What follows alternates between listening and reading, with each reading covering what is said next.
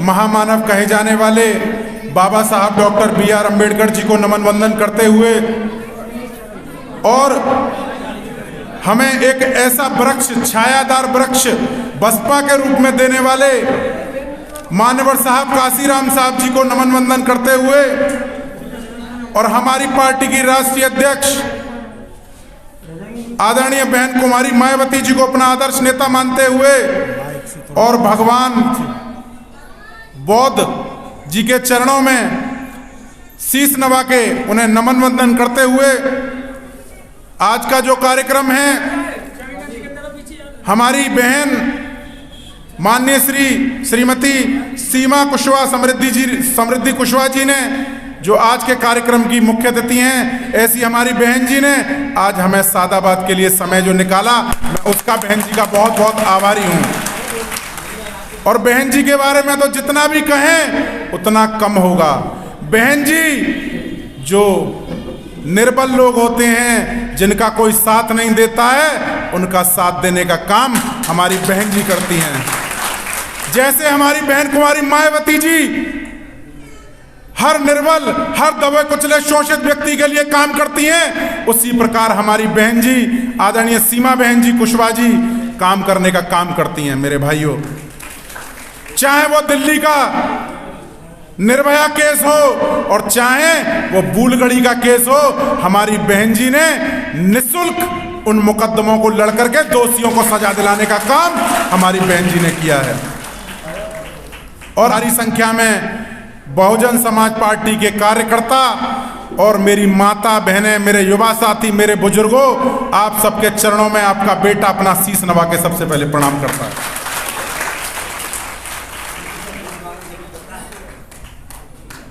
आज हमारी माननीय बहन जी जिन्होंने गरीबों की, मजलूमों की लड़ाई लड़ने का काम किया है, ऐसी बहन जी आपके बेटे को यहाँ समर्थन और आशीर्वाद देने के लिए आई हैं। माननीय बहन जी के पूरा बसपा यूनिट सादाबाद विधानसभा का और जिला यूनिट बहुत बहुत आभार व्यक्त करता है और मैं अपनी तरफ से बहन जी को बहुत बहुत आभार व्यक्त करता हूँ।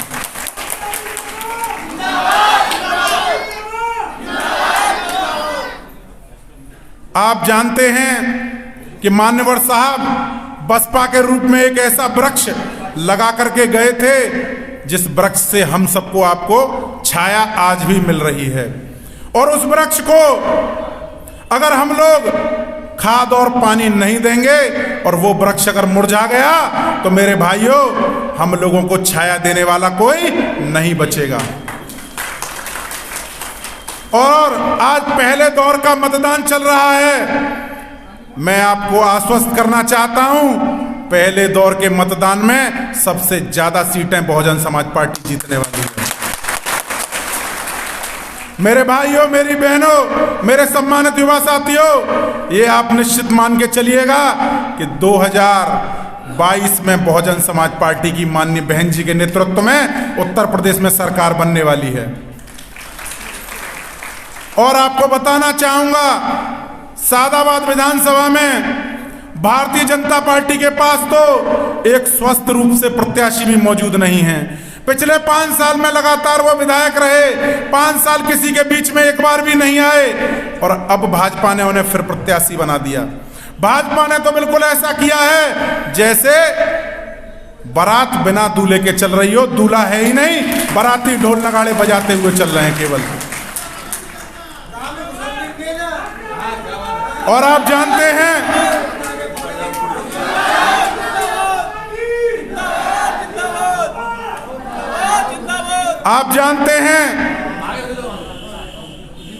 कि भाजपा वाले कह रहे हैं कि हम गर्मी निकाल देंगे और सपा लोकदल वाले कह रहे हैं कि हम चर्बी निकाल देंगे। और हमारी बहन जी ने क्या कहा है? हमारी बहन जी ने कहा है कि हम भर्ती निकाल देंगे। ये सबसे बड़ा अंतर है हमारी नेता की सोच में।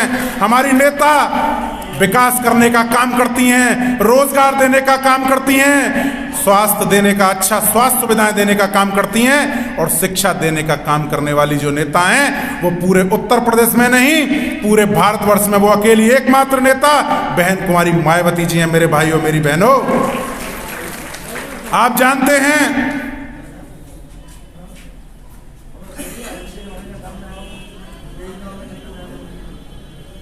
कि जिस प्रकार ये भारतीय जनता पार्टी की जो सरकार चल रही है, यह गरीब की हितैषी, किसान की हितैषी, मजदूर की हितैषी पार्टी नहीं है।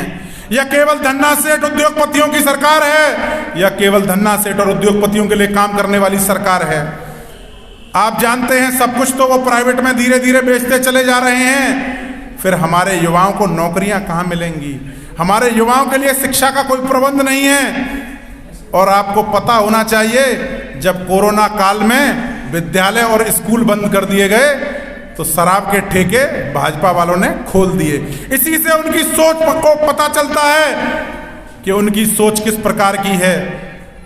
वह शिक्षा को आपको नहीं देना चाहते, वह विकास आपको नहीं देना चाहते, वह आपको शराब और मदिरा और इन व्यसनों में लिप्त करके आपको वहीं का वहीं खड़े रखना चाहते हैं। आपको आगे बढ़ने देना नहीं चाहते मेरे भाइयों। और जब भी देखो ये सपा की और ये लोकदल की सरकार जब भी आती है, आपको पता है गुंडई 100 गुना बढ़ जाती है। बहन बेटी की इज्जत आबरू सुरक्षित नहीं रहती है। कभी भी किसी के साथ कोई भी घटना हो जाती है, चारों तरफ अराजकता का माहौल होता है, गुंडई होती है, पुलिस वाले किसी की नहीं सुनते हैं। इसीलिए केवल एक ऐसी पार्टी है जो सर्व समाज को साथ में लेके चलती है, सर्वजन हिताय सर्वजन सुखाय के मुद्दे पे काम करती है। ऐसी पार्टी बहुजन समाज पार्टी है। और उस पार्टी को आपको एक एक वोट 20 फरवरी को हाथी के निशान के आगे दे करके अपने इस बेटे को, अपने इस सेवक को विधायक बना लेना, ताकि आपकी सेवा में दिनों रात आपका बेटा, आपका भाई लगा रहे। और देखो सादाबाद विधानसभा का जो हाल है वो ऐसा कर दिया है, जो पूर्व में विधायक बनते रहे उन्होंने सादाबाद विधानसभा को बीमार कर दिया है, पूर्ण रूप से बीमार कर दिया है। कहीं कोई विकास का काम नहीं हुआ, कहीं कोई भी काम हुआ नहीं। गांव में इतने गहरे गहरे गड्ढे हैं, कहीं पानी पीने की व्यवस्था नहीं है, बहुत सारी समस्याएं हैं, गांव के लोग बहुत परेशान हैं। सादाबाद विधानसभा को बीमार कर दिया गया है। और बीमारी का इलाज कौन करता है? डॉक्टर। और आपका बेटा डॉक्टर है। आप चिंता मत करिएगा, एक एक क्षेत्र का विकास होगा और पूरी विधानसभा का इलाज बराबर पूरा इंतजाम किया जाएगा, पूरा काम किया जाएगा एक एक क्षेत्र में। आपका बेटा हूं, अपने सभी बुजुर्ग और माता बहनों के चरणों की सौगंध खाता हूं कि आपके मान सम्मान की लड़ाई में कभी आपको अपना बेटा पीछे नजर नहीं आएगा, सबसे आगे खड़ा हुआ आपको अपना बेटा नजर आएगा।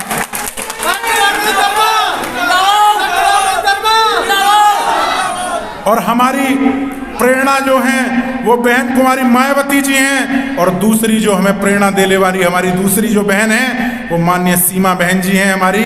उनसे हमें बहुत प्रेरणा मिलती है, क्योंकि उनका जो संघर्ष है वो बहुत बड़े बड़े ताकतवर लोग रहते हैं, उनसे भी हमारी बहन जी लड़ जाती हैं, आप सबके लिए भिड़ जाती हैं।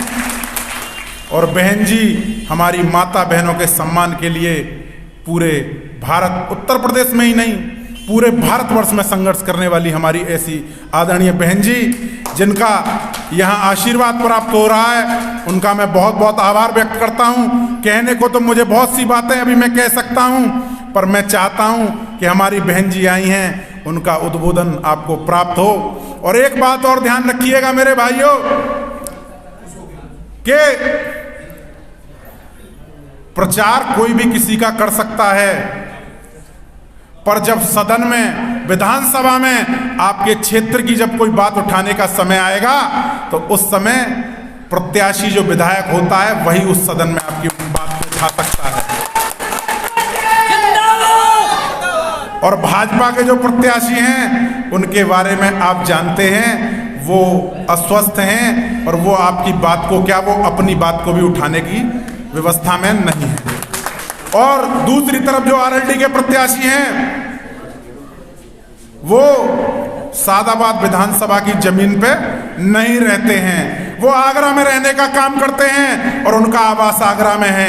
आप जानते हैं एक पक्षी पूरे दिन अपने चुगे के लिए, अपने दाने के लिए उड़ता है चारों तरफ और शाम को वो अपने घोंसले पे लौट जाता है। इसी प्रकार जो आरएलडी के प्रत्याशी हैं वो शाम को आपको सादाबाद में नहीं मिलने वाले, वो आगरा भाग जाएंगे। आपका बेटा गांव कोरना में पैदा हुआ, गांव में ही बड़ा हुआ और गांव में ही आज रहता हूं और गांव में ही कल रहूंगा, ये आपको पता है। इसीलिए जो व्यक्ति आपके बीच में रहता है, आपका बेटा है, उसी को चुनने का आपको काम करना है, ताकि आप रात में कितने बजे भी मुझे याद कर लें, आपकी सेवा में हाजिर हो जाऊंगा। और मेरा दरवाजा हमेशा आपके लिए खुला हुआ है। मैं तो गांव में रहने वाला आदमी हूं, देखो आपके बीच की समस्याओं को, और जो गांव में रहता है गांव की समस्या को वही जानता है और वही उस समस्या का निराकरण करता है। यही बोलते हुए आप सब लोगों से वोट की, आशीर्वादी वोट की भीख मांगते हुए एक एक वोट अपने इस बेटे को दे देना। फिर मैं आपको आश्वस्त करके जा रहा हूं कि अगली बार आप खुद कहोगे कि हमने अपना प्रत्याशी जो चुना था वो हमने बिल्कुल सही चुनाव किया था। आपको कोई भी शिकायत का मौका नहीं मिलेगा मेरे भाइयों।